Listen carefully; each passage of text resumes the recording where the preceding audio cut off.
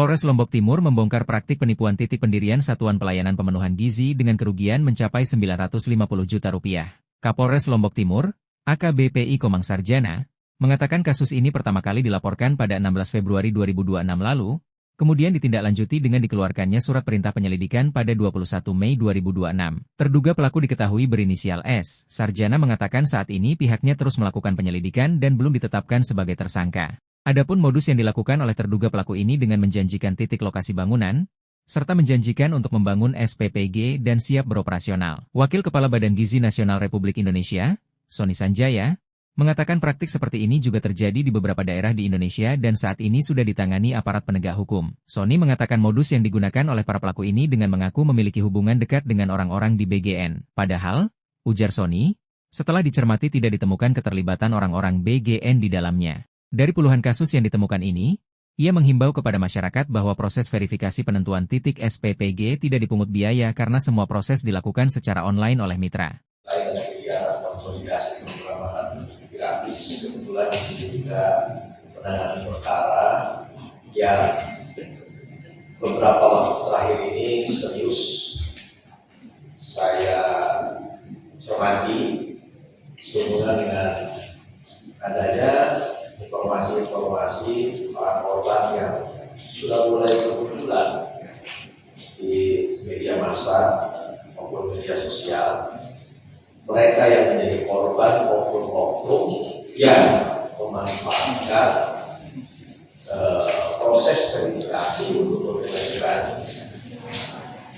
Pada prinsipnya proses pengajuan masyarakat menjadi mitra BGN dalam bentuk program akreditasi gratis itu dilakukan secara online, tidak bertemu dengan panitia dan pusat, hanya bertemu dengan para pelaksana survei lapangan saja. Karena pendaftaran dilakukan secara online, verifikasi administrasi juga secara online. Namun ternyata banyak yang memanfaatkan mekanisme tersebut, proses verifikasi tersebut untuk kepentingan pribadi.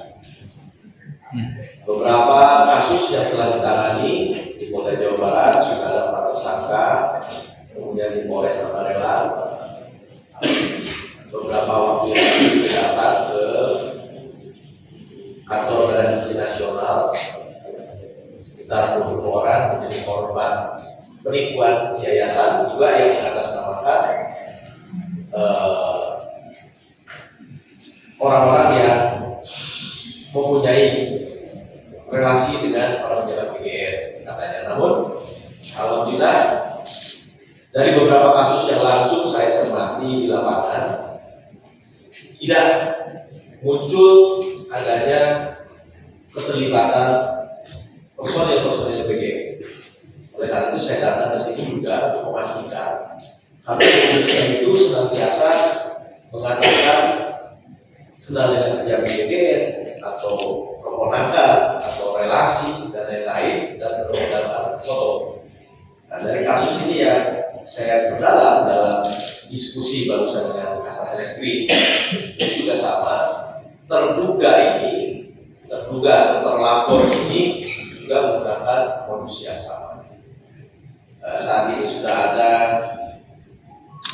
satu kasus yang sedang ditangani oleh Polres Lombok Timur yang teknisnya nanti akan dijelaskan oleh Kasat Reskrim. Namun demikian, saya di sini sekaligus menghimbau kepada masyarakat bahwa proses verifikasi itu tidak dipungut biaya, ya, baik SPPG aglomerasi maupun SPPG terpencil tidak dipungut biaya sama sekali.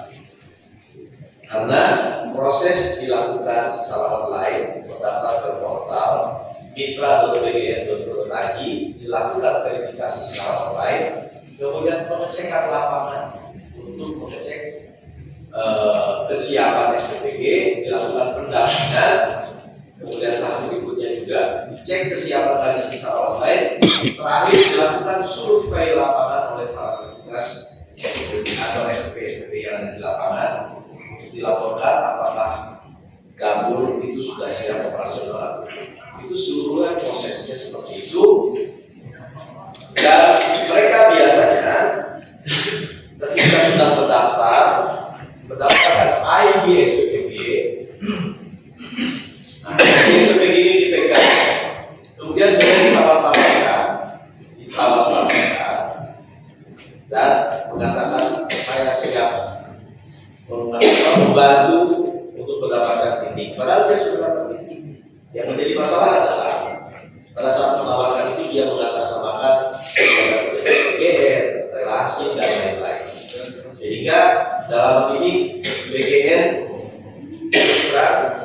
berkepentingan untuk meluruskan, ya, saya berkepentingan meluruskan bahwa tidak ada proses pembayaran di dalam verifikasi pendaftaran usulan-usulan ini.